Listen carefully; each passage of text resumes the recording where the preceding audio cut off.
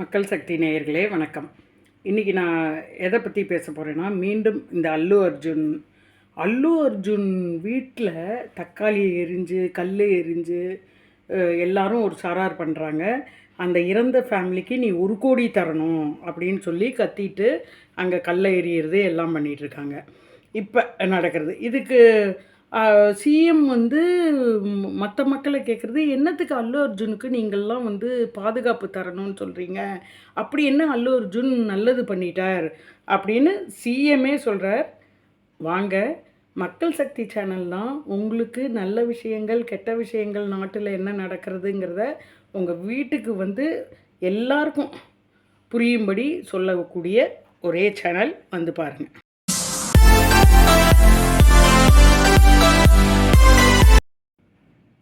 வணக்கம் மக்கள் சக்தி நேயர்களே.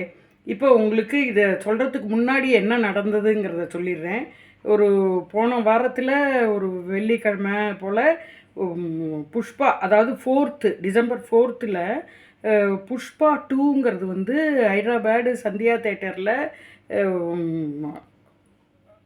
தேட்டரில் ரிலீஸ் பண்ணுறாங்க.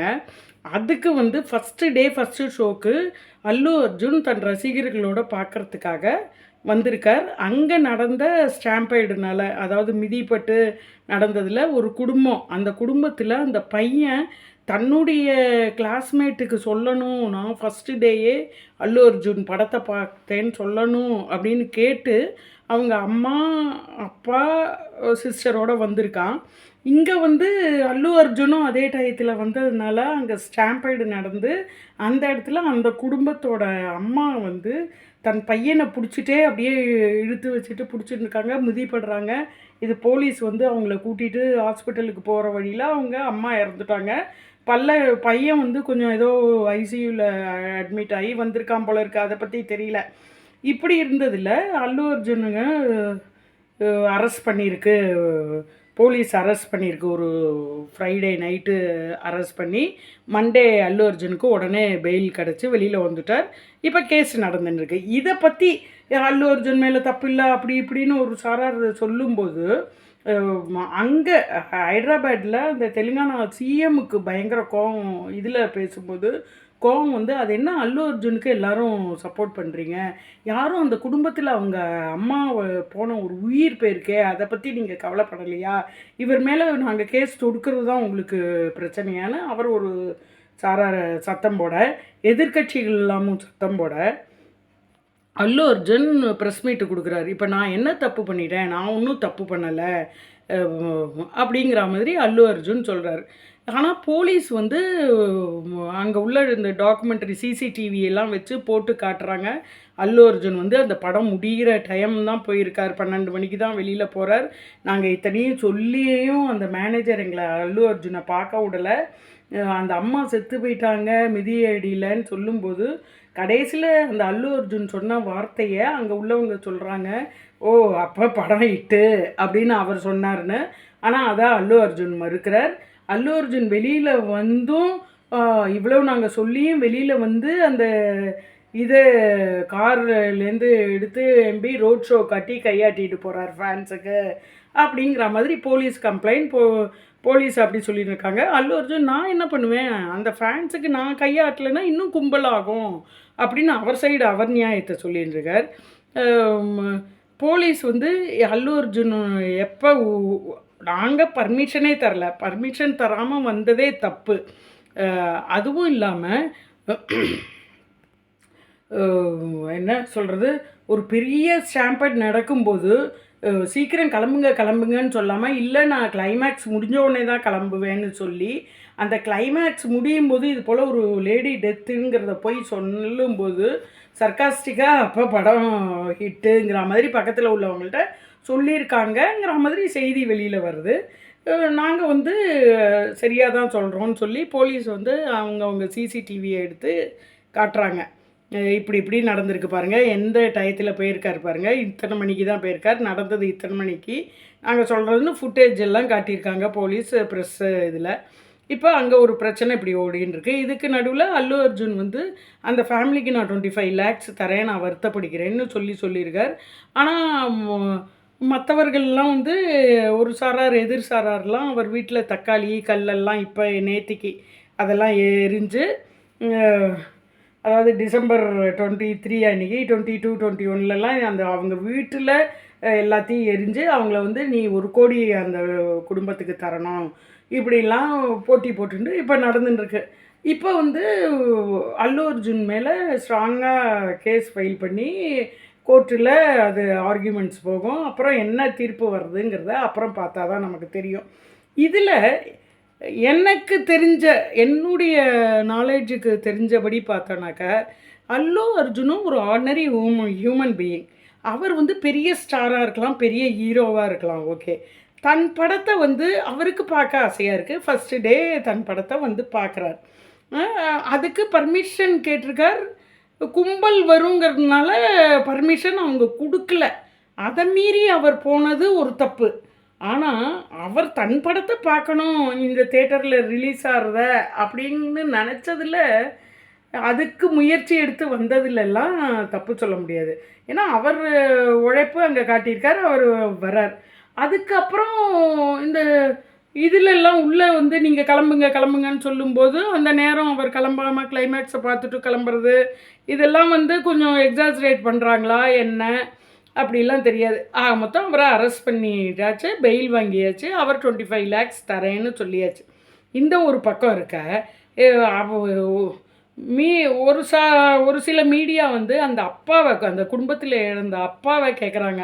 அதுக்கு அவர் சொல்கிறார், அவள் அப்பா நானே கேஸை வாபஸ் வாங்கிடலாம் போல இருக்குது, அவர் மேலே எந்த தப்பும் இல்லை, எங்களால் வந்து இந்த நேரத்தில் எந்த முடிவும் எடுக்க முடியல. ஏன்னா பையன் வந்து ஏதோ உடம்பு சரியில்லாமல் இருக்கான், மிதிப்பட்டதில் ஒய்ஃபு செத்து போயாச்சு. எதுனால? இந்த படத்துக்கு போனதுனால. பையனுக்கு அறிவுரை கூற வேண்டிய பெற்றோர்கள் எப்போவுமே ஒரு கும்பல் வரும்னு எதிர்பார்க்காம ஒரு கும்பல் வந்தால் பரவாயில்ல, ஒரு கும்பல் வரும் இந்த டைம் அப்படின்னு நினைக்கும்போது, அதுவும் ஒரு ஒரு படத்துக்காக ஒரு பையன் கேட்கும்போது கண்டிப்பாக பேரண்ட்ஸ் தான் வந்து அடக்கியிருக்கணும். பேரண்ட்ஸில் அவங்க அம்மா வந்து அல்லு அர்ஜுன் ரசிகை அப்படின்லாம் கொண்டு வராங்க. அதெல்லாம் வந்து நமக்கு என்னன்னு தெரியாது. பட் படத்துக்கு வந்து இப்போ ஒரே அன்றைக்கே வரணும் அப்படின்னு நினச்சது அவங்க தப்புன்னு சொல்ல முடியாது. அன்றைக்கி வர வச்சது அவங்க விதி. அதுக்கு என்ன பண்ண முடியும்? அதனால அந்த குடும்பத்து பேர் மேலே தப்புன்னு சொல்ல முடியாத போது அல்லு அர்ஜுன் தெரியாது. பட் படத்துக்கு வந்து இப்போ ஒரே அன்றைக்கே வரணும் அப்படின்னு நினச்சது அவங்க தப்புன்னு சொல்ல முடியாது. அன்றைக்கி வர வச்சது அவங்க விதி. அதுக்கு என்ன பண்ண முடியும்? அதனால அந்த குடும்பத்து பேர் மேலே தப்புன்னு சொல்ல முடியாத போது அல்லு அர்ஜுன் மேலேயே இதை வந்து பெருசாக கொண்டு போகிற அளவு கிடையாது. அதாவது அவர் பர்மிஷன் கேட்டு பர்மிஷன் தராத போது அவர் கொஞ்சம் ஒதுங்கி இருந்திருக்கலாம், அந்த இடம் தான் தப்பு. இந்த குடும்பம் வந்து பெற்றோர் வந்து பசங்களுக்கு அறிவுரை கூறியிருக்கலாம். அதுவும் இல்லாமல் இது மாதிரி பெரிய பெரிய தலை நடிகர்கள்லாம் என்ன பண்ணணும், நீங்கள் சொன்னால் அந்த பசங்கள்லாம் கேட்குறாங்க, நீங்கள் நல்ல அறிவுரையாக சொல்லணும். சினிமாவில் நடிக்கிறதுக்காக நீங்கள் வந்து சிகரெட்டெல்லாம் தூக்கி பிடிக்கிறீங்க, தண்ணி அடிக்கிறீங்க, ஸ்டைலாக போகிறீங்க, அதெல்லாம் பார்த்து அந்த பசங்க வந்து மயங்கிடுறாங்க. ஓகே, அதிலெல்லாம் உங்கள் தப்பு கிடையாது. ஒரு பொதுவாக பேசும்போது ஒரு அட்வர்டைஸ்மெண்ட் கொடுக்குற மாதிரி ஒரு 2-3 நிமிஷம் இது வந்து ஒரு படத்துக்காக பண்ணுறது, நீங்கள்லாம் தயவு செஞ்சு இதனால் நீங்கள்லாம் இந்த மாதிரி பைக்கில் வேகமாக ஓட்டுறது, சிகரெட்டை பிடிக்கிறது இதெல்லாம் பண்ணாதீங்கன்னு நீங்கள் சொன்னால் அவங்க 10 பேரில் 8 பேருக்கு காதில் விழும். 2 பேர் போனால் போயிடுவாங்க. அதுக்கு என்ன பண்ணுறது? நம்ம தலைன்னு சொல்லக்கூடாது. அவர் வந்து என்ன சொல்லியிருக்காருன்னா, அஜித்து, என்னை கடவுளே தலைன்னு கூப்பிடாதீங்க, எனக்கு அதெல்லாம் சுத்தமாக பிடிக்கல, என்னை அஜித் குமார்னு கூப்பிடுங்க, இல்லை ஏகேன்னு கூப்பிடுங்க, இல்லை அஜித்துன்னு கூப்பிடுங்க அப்படின்னு சொல்கிறார். பல இடத்துக்கு வராதன்னு சொல்கிறார். அப்போல்லாம் வந்து பசங்க போய் செத்தும் போயிருக்குங்க. இதுக்கு அவர் வரலன்னு அவர் மேலே தான் பழிய போடுறாங்க. ஸோ நீங்கள் தலைவராக இருக்கும்போது, நீங்கள் நடிகராக இருந்து உங்களை ரொம்ப ஃபாலோ பண்ணுற இந்த மக்களுக்கெல்லாம், அந்த சின்ன பசங்களுக்கெல்லாம் நீங்கள் அப்பப்போ ஒரு அறிவுரை கூறுங்க. நம்ம சொல்கிறது என்னென்னா, பேரண்ட்ஸுக்கெல்லாம் பெற்றோருக்கெல்லாம் கும்பல் இருக்கிற நேரம் அந்த இடத்துக்கு போகாதீங்க. கும்பல் அதாவது அத்திவரதர் 1,00,000 பேர் வந்தாங்க, 2,00,000 பேர் வந்தாங்க அன்னைக்கின்னு சொல்கிறாங்க. பக்கத்து தெருவில் இருக்கிற அப்பா, அதே ஊரில் இருக்கிற அப்பாவெல்லாம் பார்க்க பசங்க வரல. போய் அத்திவரதரை பார்க்க போகிறாங்க கும்பலில். 10 மணி நேரம், 9 மணி நேரம், 20 மணி நேரம்னு நின்று பார்க்க போனாங்க. அந்த டைமே அவ்வளோ கோவம் வந்தது.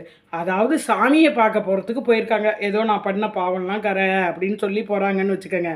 இந்த சினிமாவுக்கு போய் ஒரு கும்பல் வரும் அன்னி ஃபஸ்ட்டு ஷோவே அது பார்க்கணுமா? இன்னும் ஒரு 20 நாளில் அது வந்து டிவியில் வந்துடும்.